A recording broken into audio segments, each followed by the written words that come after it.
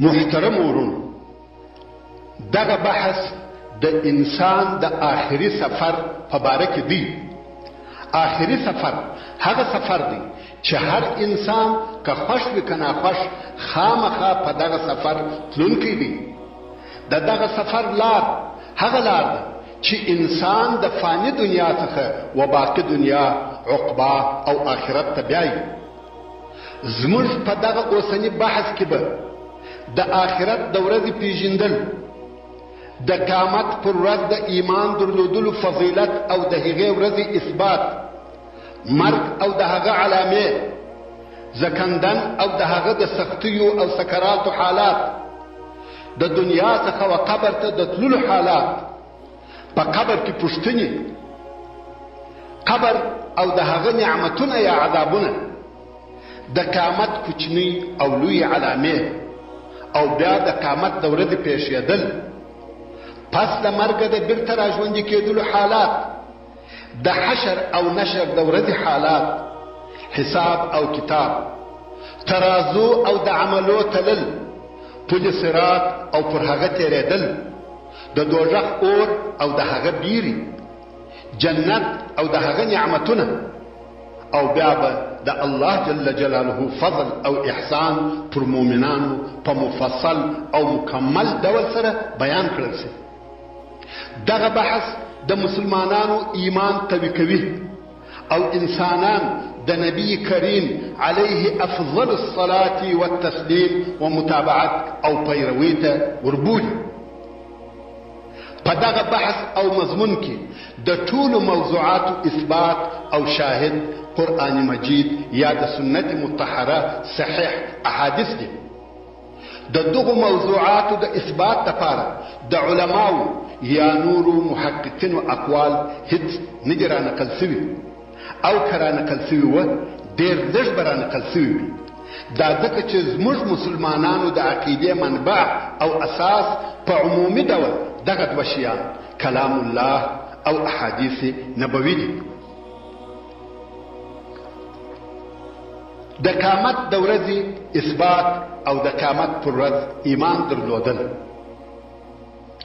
ایمان پر آخرت د اسلام او ایمان د لویو او مهمو ارکانو څخه دی، ځکه پوره او کامل ایمان هغه ایمان چې انسان په مسلمانیږي، هغه ایمان دی چې انسان د الله جل جلاله پر وجود او وحدانیت او د هغه پر ملائکو ایمان ولري، د الله جل جلاله پر کتابو او د هغه پر رسولانو ایمان ولري، همدارنګه د قیامت پر ورځ قضا او قدر ایمان ولري چې خیر او شر د الله جل جلاله له طرفه څخه دي.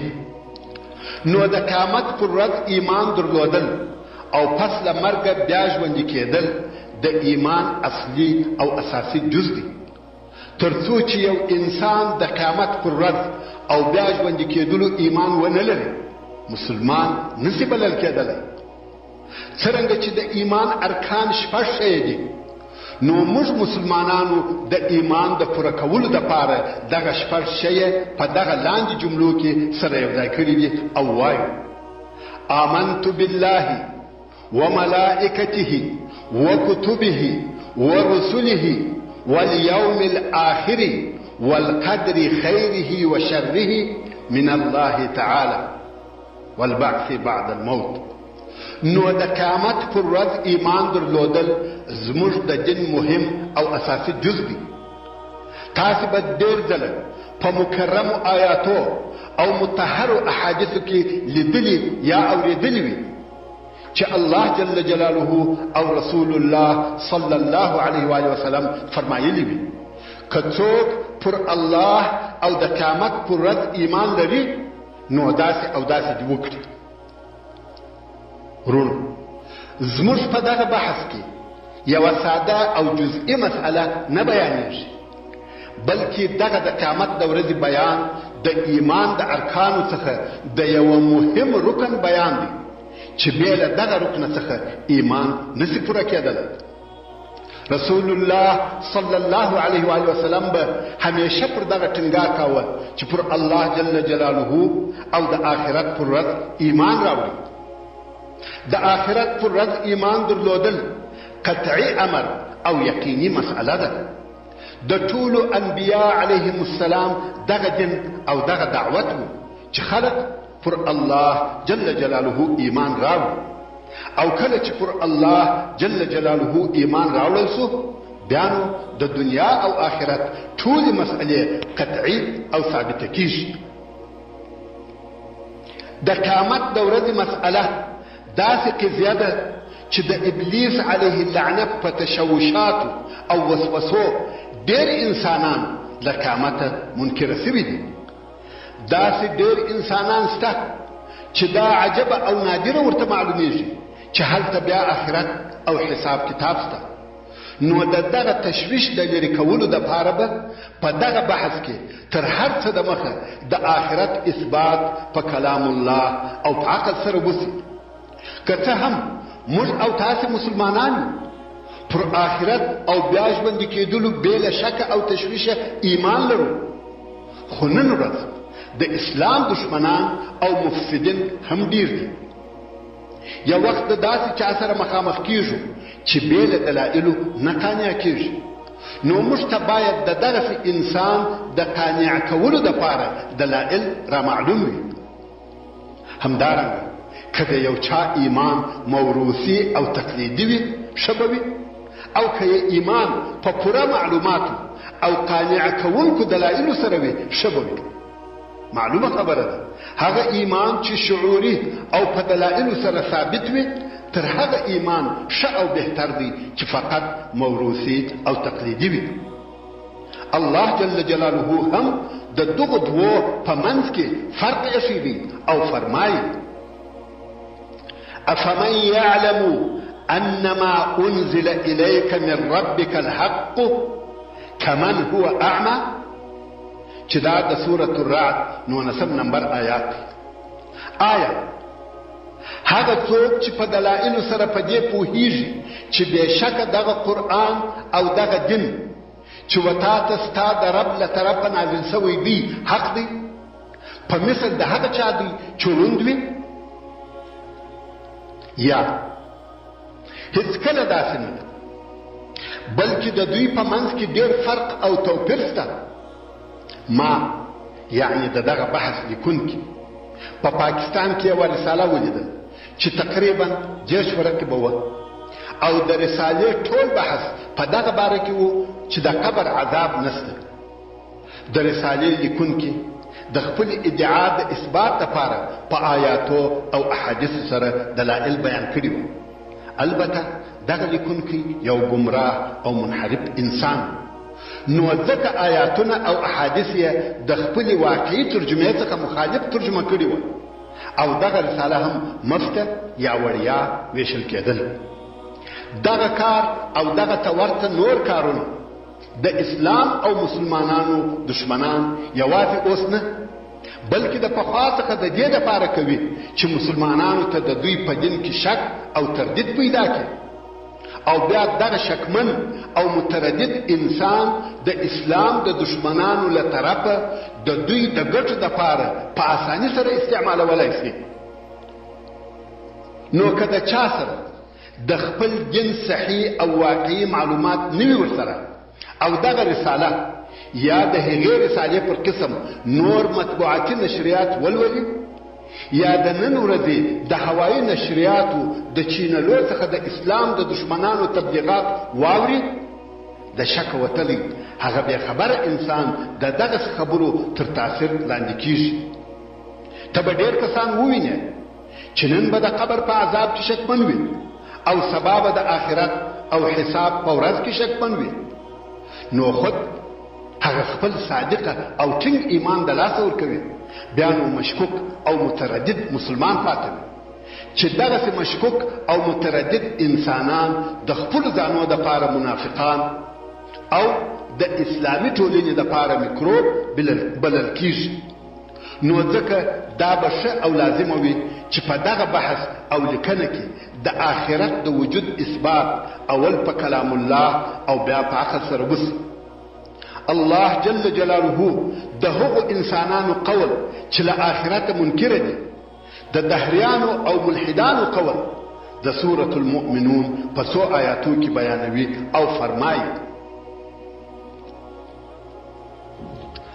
أيعدكم أنكم إذا متم وكنتم ترابا وعظاما أنكم مخرجون يعني منکر کفار وای آیا دغه رسولان ستاسو سره وعده کوي او پدې مو بیروي کله چې تاسو مړسي خاوري او هډوکي سي بیا به خامخه بیرته لدغه ذکر ایستل کېږي هیهات هیهات لما توعدون یعنی ډېر لري دی هغه شی چې ستاسو سره وعده کېږي یعنی بعثت او بیا راژوندي کېدل هیڅکله نشي کېدلی ان هي الا حياتنا الدنيا نموت ونحيا وما نحن بمبعوثين دغه کفار وایي ندی دغه زموږ د دنیا ژوند بې له دغه څخه چې مړه کېږو او ژوندي کېږو یعنی زیږو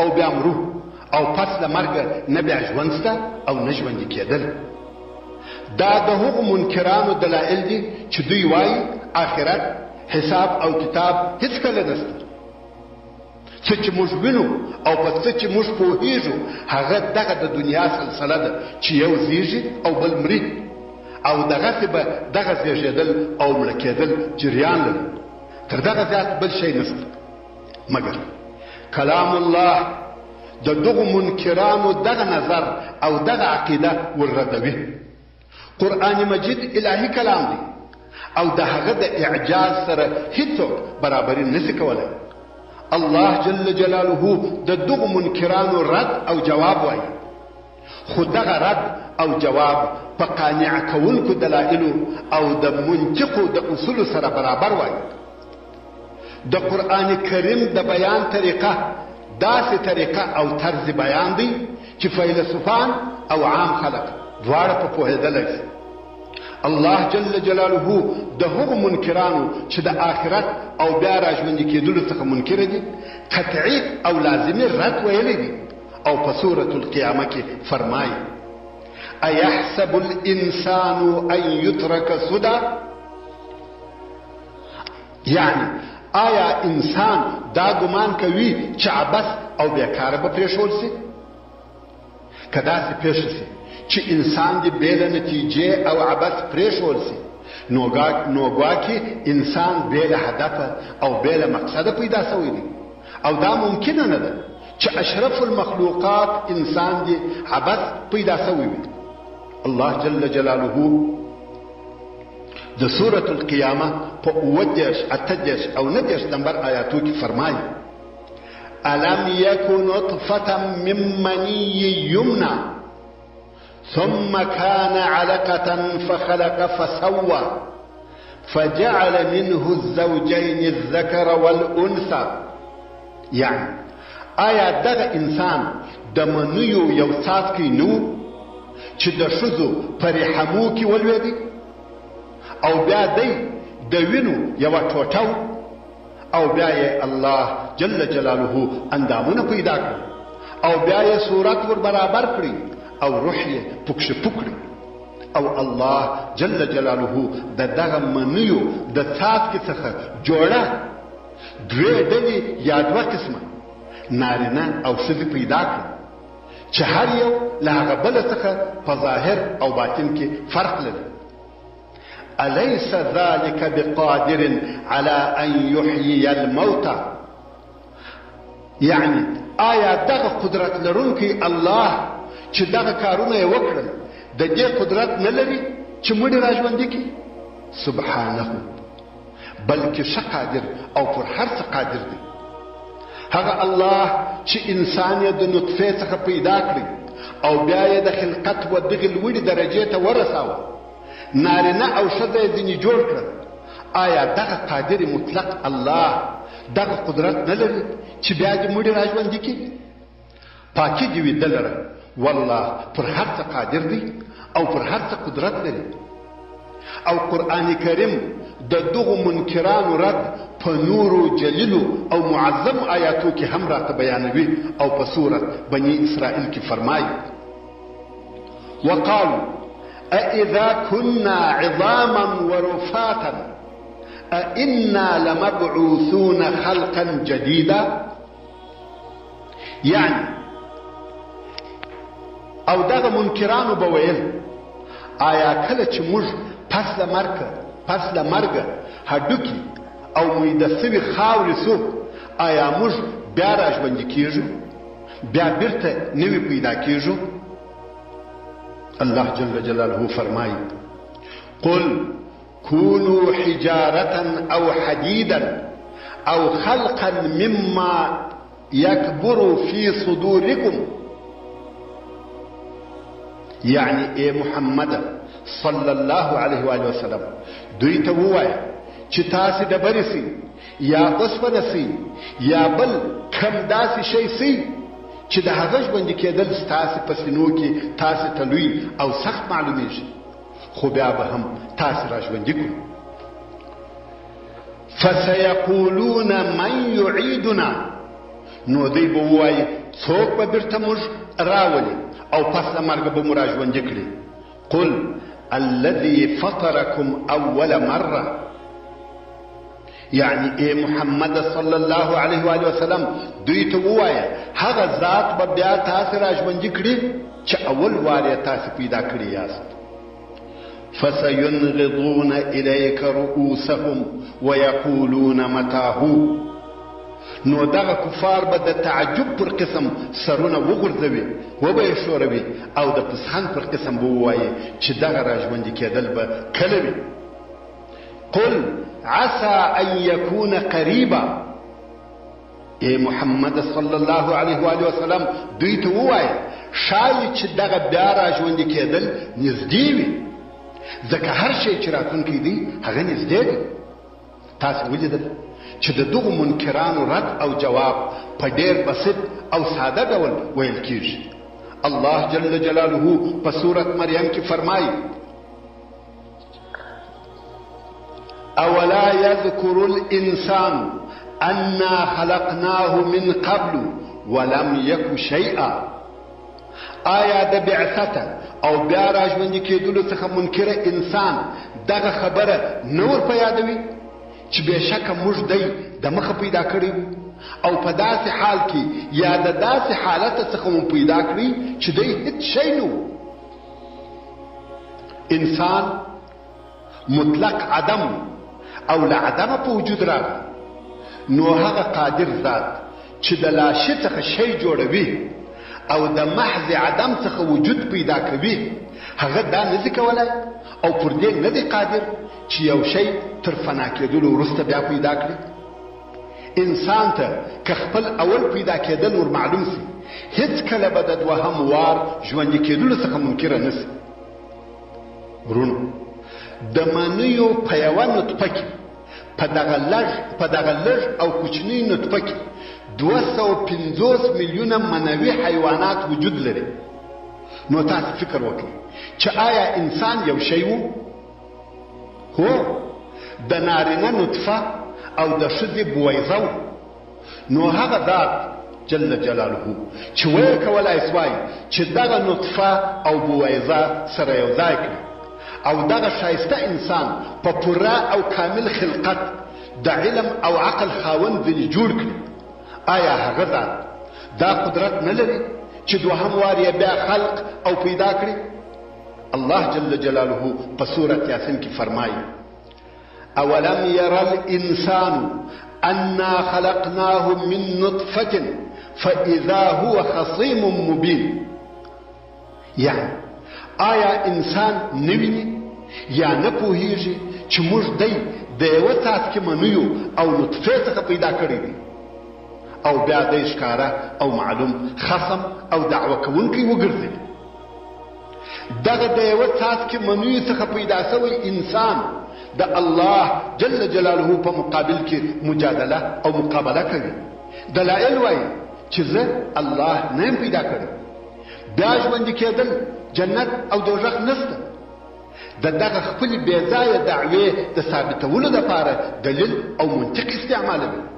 الله جل جلاله فرمایي وضرب لنا مثلا ونسي خلقه، او موږ ته مثال راوړي او خپل پیدا کېدل یې هېر کړي دي. قصه داسې: ابی ابن خلف کافر ورسول الله صلی الله علیه و آله وسلم ته راغلی او د داسې مړه انسان یا حیوان هډوکی ورسره و چې ډېر پخوا مړ سوی و. دغه شوړېدلی زوړ هډوکی یې راوړي او د رسول الله صلی الله علیه و آله وسلم په حضور کې یې میده کړي، تر څو داسې سو لکه اوړه یا ایوې، او بیا یې د دغه میده سوي هډوکي خاورې د رسول الله صلی الله علیه و آله وسلم پر مبارک مخ وروپاشلې او ویل څوک دغه اوړه سوي هډوکی را ژوندی کولی سي؟ الله جل جلاله فرمایي: وضرب لنا مثلا ونسي خلقه قال من يحيي العظام وهي رميم. يعني او موږ ته یې د وراسته هډوکي یا په وراسته هډوکي سره مثال راوړي او خپل پیدا کېدل یې هېر کړي دي. وایي څوک به دغه هډوکي ژوندي کړي؟ حال دا چې هغه وراسته او شوړېدلي دي، د هغه څخه اوړه جوړ شوی. الله جل جلاله فرمایي: قل يحييها الذي انشأها اول مره وهو بكل خلق عليم. يعني اے محمد صلی الله علیه و آله وسلم دوی ته ووایه دغه وراسته او خاورې سوي هډوکي به بیا هغه قادر مطلق الله ژوندي کړي چې اول وار یې پیدا کړي دي، او همدغه الله پر هر قسم پیدا کولو ښه عالم دی. الله جل جلاله د دې دپاره چې څنګه مړي ژوندي کوي بل مثال هم راته بیانوي. سره له دې چې دا یې راته وفرمایل چې اول مې څنګه پیدا کړاست، دغه اول پیدا کېدل په خپله د دوهم وار د پیدا کېدلو دپاره لوی دلیل دی.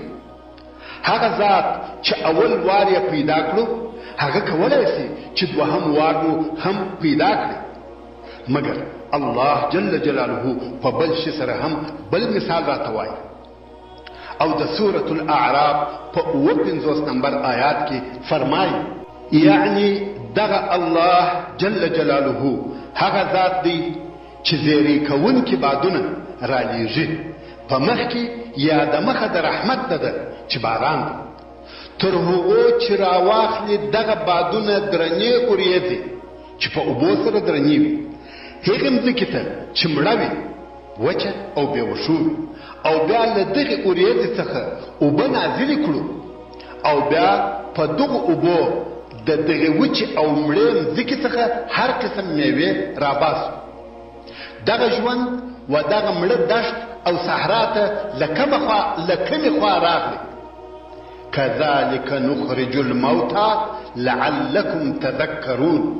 لکه څرنګه چې دغه مړه وچه مځکه ژوندی کوو، دغه رنګه موږ مړي له مځکې څخه راباسو د پاره د دې چې تاسې پند او عبرت حاصل کړئ. نو د ټولو انسانانو د پاره دا لازمه ده چې په دغه آیات شریف کې غور او دقت وکړي، ځکه دغه قرآني معجز مثال چې هم بسط او هم آسانه دی د مړو د ژوندي کولو په باره کې د هر منکر د قناعت دپاره ښکاره او واضحه مثال دی. پر آخرت د ایمان درلودلو فایدې. ورونو، د آخرت د ورځې بحث او څېړنه زموږ د دنیوي ژوند د کامیابۍ دپاره ډېرې لویې او مهمې فایدې لري، ځکه ایمان پر قیامت او ایمان پر بیا ژوندي کېدلو زموږ د اسلامي عقیدې مهم اساس، ریشه او مهم جز دی. کم څوک چې د آخرت پر ورځ ایمان ونه لري هغه ته مسلمان نشي ویل کېدلی، او هغه انسان چې مسلمان نه وي هغه انسان ارزښت او قیمت هم نه لري. الله جل جلاله په سورة الطور کې فرمایي: والطور وكتاب مسطور في رق منشور والبيت المعمور والسقف المرفوع والبحر المسجور إن عذاب ربك لواقع ما له من دافع. يعني قسم دی په غره د تور او قسم دی په لیکل سوي کتاب په نشر سوي کاغذ کې او قسم دی په بیت المعمور چې په اوم آسمان کې د ملائکو کعبه ده او قسم دی په لوړ کړه سوي چت آسمان او قسم دی په بل کړه سوي سیند یا دریاب. د دغو ټولو قسمو جواب دادی بېشکه چې عذاب د رب ستا خامخا پر هغو کسانو چې د عذاب لایق وي واقع کیږي او هغه الهي عذاب لره هیڅ منع کوونکی نشته. نو د قیامت د ورځې مسئله باید خامخا د مسلمانانو په زړو کې ثابته او یقیني سي. الله جل جلاله د قرآن مجید په شروع کې د مسلمانانو په وصف او صفت کې فرمایي الذين يؤمنون بالغیب چې دا د سورة البقره 3 نمبر آیات دی.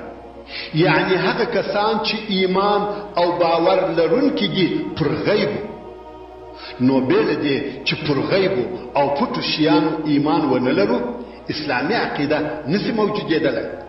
الله جل جلاله په وروسته کې دغه آیات په آخرنۍ حصه کې فرمایي وبالآخرة هم یوقنون او پر آخرت بیل شک او بیل تردد ایمان او یقین لري چې خامخا راتلونکی دی. نو کله چې موږ د آخرت او د قیامت د ورځې بیان کوو دا په حقیقت کې موږ د ایمان اساس او بنسټ ایږدو او دا هم معلومه خبره ده چې بیل ایمان ژوند کول د حیواناتو ژوند دی. د آخرت د ورځې او د آخرت د وجود بل فائدہ دا ده چې مسلمانان په ځینو اعمالو یا کارو د دې لپاره مکلف دي چې په ټولنه کې خیر موجود وي او شر ایسته سي. نو دغه عملونه چې موږ په مکلف یو او هلته بیا آخرت نه وي موجود نو زموږ دغه عملونه بېله نتیجې بېله اجر او جزا پاتې کیږي. مثلا هغه انسان چې کوشش کوي چې ښه کارونه وکړي او بیا مړ نو که هلته آخرت نه موجود نو د هغو ښو کارو بدله او جزا څه سوه؟ الله جل جلاله د سورة البقره په 201 نمبر آیات کې فرمایي واتقوا یوما ترجعون فيه الى الله ثم توفى كل نفس ما كسبت وهم لا يظلمون. یعنی تاسې د هغې ورځې له عذابه وبېرېږئ چې بیرته د الله جل جلاله طرف ته بیول کېږي او بیا به هر نفس هر انسان ته د هغه د عمل جزا پوره ورکول سي که یې خیر کړی وي که شر او پر دوی به هیڅ ظلم نه کېږي. نو هر هغه کار او عمل چې ته یې په دې دنیا کې کوې په آخرت کې به هغسې در سره کېږي. د هر عمل دپاره بدله او جزا سته.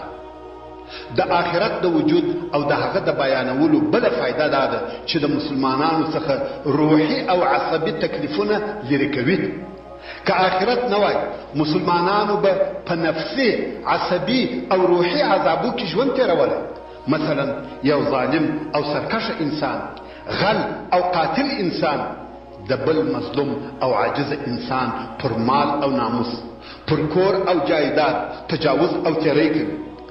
هغه مظلوم له خپله ځایه شړي یا یې وژني او بندي کوي او ټول شیان یې دغه ظالم اخلي چې دغسې کارونه نن ورځ ډېر پېښ شوي دي او نور هم پېښېږي.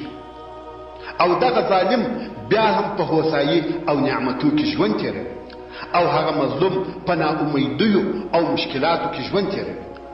که تر دغه اوسني ژوند وروسته آخرت سوال او جواب نه وي، که سزا او جزا نه وي، نو دغو مظلومانو به په کم نفسي او روحي حال کې ژوند تېرولی. که د یو مظلوم دغه تسلا او امید نه وي چې هلته د حساب ورځ شته، عدل او انصاف شته، سزا او جزا شته، نو به یې څه حال او څه ژوند وای؟ الله جل جلاله د سورة فصلت په 46 نمبر آیات کې فرمایي من عمل صالحا فلنفسه ومن اساء فعليها وما ربك بظلام للعبيد. هر څوک چې ښه او صالح عمل وکړي هغه کار یې د خپل ځان دپاره دی او هر څوک چې بد او ناوړه کار وکړي هغه کار پر ده دی، سزا یې ده ته ورکول کېږي او ستا رب پر بندګانو ظلم کوونکی نه دی. همدارنګه الله جل جلاله د سورة الزلزال په 7 او 8 نمبر آیاتو کې فرمایي فمن يعمل مثقال ذرة خيرا يره ومن يعمل مثقال ذرة شرا يره. هر څوک چې د یوې ذرې پر اندازه د خیر او نیکۍ عمل وکړي د هغه عمل جزا به وویني، او هر څوک چې د یوې ذرې پر اندازه د شر او بدۍ عمل وکړي د هغه عمل سزا به وویني. هلته عدل دی، یوه ذره خیر بې له جزا نه پاتې کېږي او یوه ذره شر هم بې له سزا نه پاتې کېږي. همدارنګه ایمان پر آخرت انسانان د حرامو کارو څخه راګرځوي، حتی د بشر ژوند د قتلو او جنګو څخه ساتي. څوک کولی شي چې خلک د غلا څخه منع کړي؟ پولیس یا نور انسانان غلا ورکولی شي؟ که یې له منځه وړلی شي؟ هېڅکله نه. انسان په خپل قوت او ساتنه نه د غلا مخه نیولی شي او نه غلا ورکولی شي. ښکاره مثال یې هغه دی چې یو وخت په نیویارک کې ناڅاپه یا ناببره برق یا برېښنا قطعه شوه. په دغه شپه 2000 میلیونه ډالره غلا شوه. د دغې واقعې لیدونکي قسم یادوي چې ما په خپلو سترګو ولیدل چې یوه سړي به په ډبره د دوکان انداره ماتول او د دغه دوکان شیان به یې په خپله خوښه وړل. هلته نه پولیس څه کولی سوای نه بل چا. څوک یا څه شي دي چې خلق له دغسې ناوړه کارو څخه منع کولی شي؟ ایمان پر آخرت. چیرې چې ایمان وي هلته امن او امان وي. څوک تا مجبوره کولی شي چې د اړ او محتاج خلقو سره مرسته او کومک وکړه؟ غریبانو او مسکینانو ته څه ورکړه؟ ایمان پر آخرت. د هغه چا فرق چې ایمان پر آخرت لري د هغه چا سره چې پر آخرت ایمان نه لري د دغې یوې محاسبې څخه معلومېدلی شي. هغه دا چې د هغو امریکایانو شمیر کم چې د حکومت د محصول او ټکس څخه تښتي او د همدغه مقصد دپاره په حسابو کې چم او حیلې جوړوي په 100 کې 80 ته رسېږي. مګر هغه مسلمان چې د آخرت پر ورځ ایمان لري په خپله د خپلو مالو زکات ته حساب کوي او په خپله خوښه پر غریبانو ویشي. نو که پر آخرت او هلته پر سزا او جزا ایمان نه وي دغه د ژوند نظام به څنګه او پر څه قسم چلېدلی؟ ایمان پر آخرت ټولنه له فساده ساتي. ایمان پر آخرت انسانان و داسې ژوند ته وربولي چې ښه نتیجه او میوه ولري. که څه هم د انسانانو عمر لږ او کوتا دی، خو هغه څوک چې ایمان پر آخرت لري دا کوشش کوي چې د ټولنې دپاره ګټور او فعال غړی وي. ایمان درلودونکی انسان پوهیږي چې د دنیا ژوند لږ او کوتا دی. څو کاله به ژوندی یې؟ 80 او یا 100 200 کاله؟ نو دغه لږ ژوند د آخرت د ابدي ژوند په مقابل کې څه ارزښت او قیمت لري؟ نو ایمان درلودونکی انسان کوشش کوي چې باید د هغه ابدي ژوند دپاره خواري او زحمت وکاږي. نو خود پر هر ښه عمل تلوار کوي.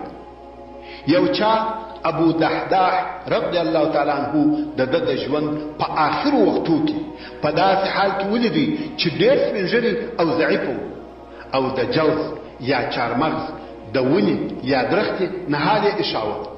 تاسې ته معلومه ده چې د جوز درخته پس د ډېرو کلو میوه کوي. نو هغه لیدونکي ورته وویل ته ډېر سپینږیری یې او د جوز درخته پس د کلو میوه کوي. ابو دحداح رضی الله تعالی عنہ وویل که یې ما ته فایده نه رسېږي هغه چې تر ما وروسته دي هغو ته به یې فایده ورسېږي او ما ته به یې ثوابونه راکول شي. دا هم د هغه ایمان فایده ده چې د آخرت پر ورځ یې څوک ولري. تاسې ولیده چې یو ضعیف او سپینږیری سړی د عمر په آخر کې د ثواب په امید د ټولنې د مصلحت دپاره کار کوي. نو هغه څوک چې ایمان پر آخرت ولري که څه هم سپینږیری وي دغه ایمان یې د خیر د کارو وکولو ته وربولي.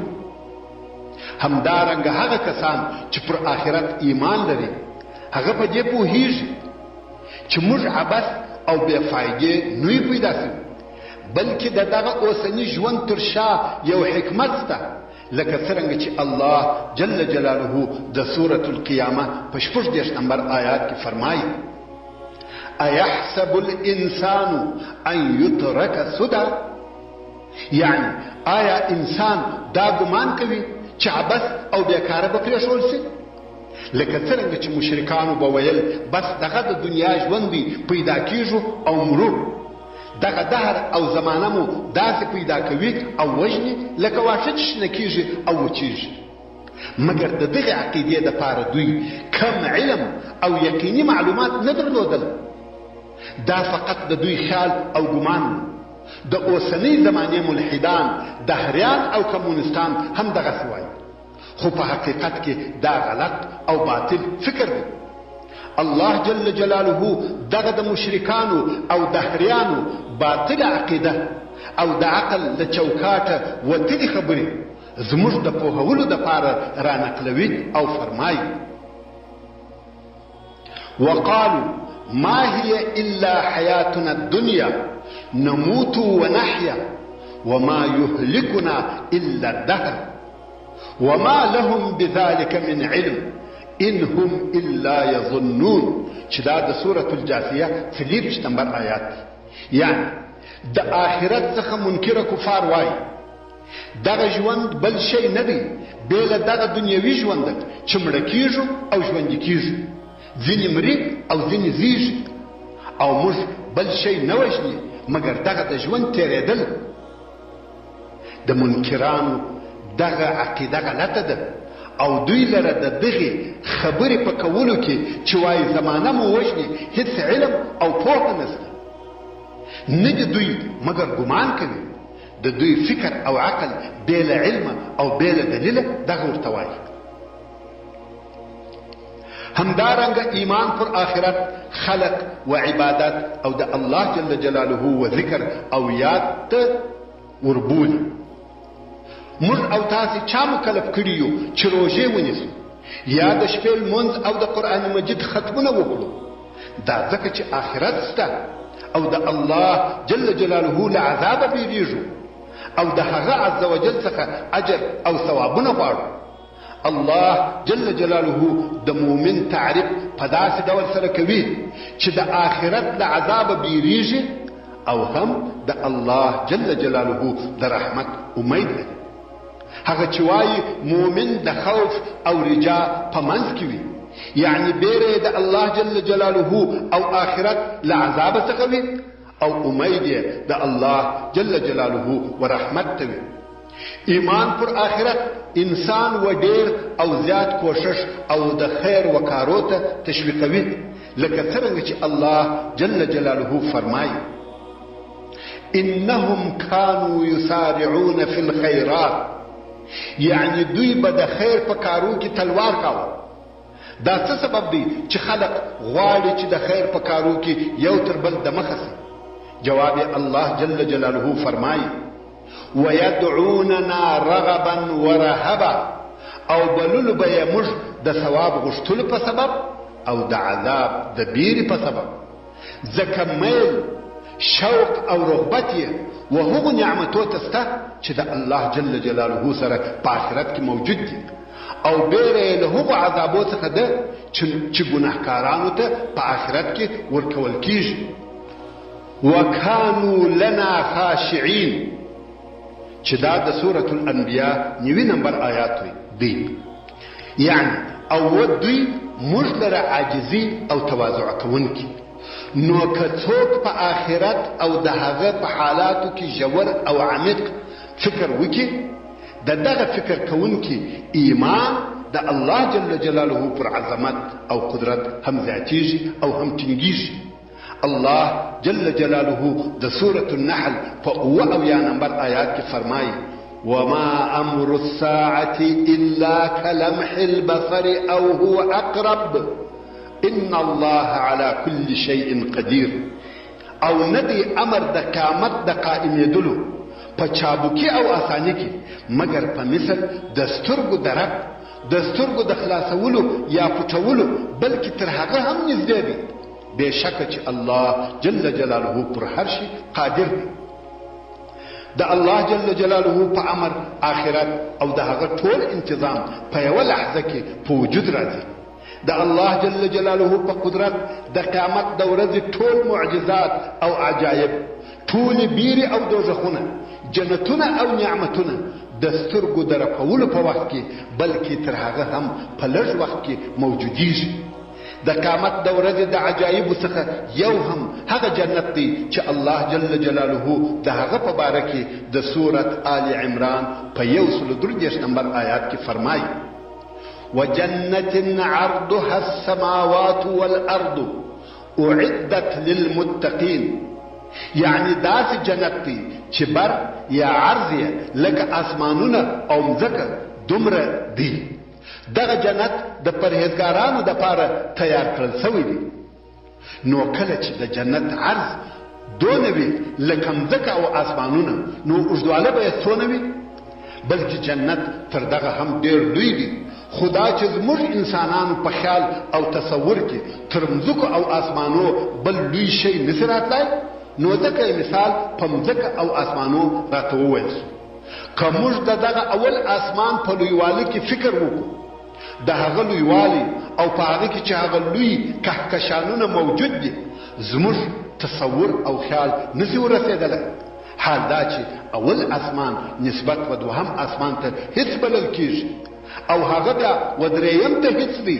دغسې تر اووم اسمانه پورې یو تر هغه بل ډېر لوی دی. که موږ د اسمانو په پراخوالي او لویوالي کې فکر وکړو، د الله جل جلاله عظمت او قدرت، حکمت او لویي را معلومیږي. او کله چې د الله جل جلاله هغه قول تلاوت کړو چې د سورة القیامه په 3 او 4 نمبر آیات کې فرمایي: أيحسب الإنسان أن لن نجمع عظامه بلا قادرين على أن نسوي بنانه. یعنی آیا کافر انسان دا ګمان کوي چې موږ به هیڅکله د ده تر مرګ وروسته دغه د ده پاشل سوي هډوکي راټول نه کړو؟ بلکې راټول به یې کړو، او موږ د دې قدرت لرو چې ګوتې یې بېرته هغسې ورجوړې کړو څرنګه چې پخوا وي. تاسې پوهېږئ چې الله جل جلاله ولې د انسان د ټول جسم او بدن څخه یوازې ګوته یاده کړه، او فرمایي چې د ګوتې د بیا جوړولو قدرت یې لرو. دا ځکه چې په دغه یوه ګوته کې ډېر اعجاز او اعجاب پروت دی. په دغه یوه کوچنۍ ګوته کې څونه فقرې، څونه هډوکي موجود دي، څونه اعصاب، څونه شرائن، د وینې رګونه، غوښې، پلې، عضلې او بیا څو طبقې پوست موجود دی. پر دغو ټولو سربیره دغه د ګوتو خطونه چې نشان انګشت ورته وایي د اعجاز دپاره بس او کافي دي. د الله جل جلاله و دغه عجیب خلقت ته فکر وکړه چې د هر انسان د ګوتو لیکې یا خطونه د هغه بل انسان څخه مخالف دي. حتی غبرګولیان دغه د ګوتو په نقش کې فرق سره لري. هغه ذات چې انسان یې پیدا کړی دی او بیا یې د نورو ټولو انسانانو څخه جلا او مختلف شکل ورکړی دی، حتی د یوه انسان د ګوتو نقش او خطونه د بل انسان څخه فرق لري. تاسو وینئ چې نن ورځ په ټوله نړۍ کې د انسانانو د جلا کولو، فرق او توپیر کولو دپاره دغه د ګوتو نقش استعمالیږي. دا کم الهي حکمت او قدرت دی چې په دغه یوه ګوته کې ښکاره سوی دی. نو دغه حکیم او قدیر رب عز وجل دغه قدرت لري چې تا او ستا دغه عجبه ګوته د هغه خپله نقشه سره بیرته پیدا کړي. ان الله على كل شيء قدیر. که موږ په قیامت او آخرت کې ژور فکر وکړو، د الله عز وجل هغه لوړ عظمت او لوی قدرت را معلومیږي چې الله جل جلاله د سورة الحج په 6 او 7 نمبر آیاتو کې فرمایي: ذلك لطفا فتا واړه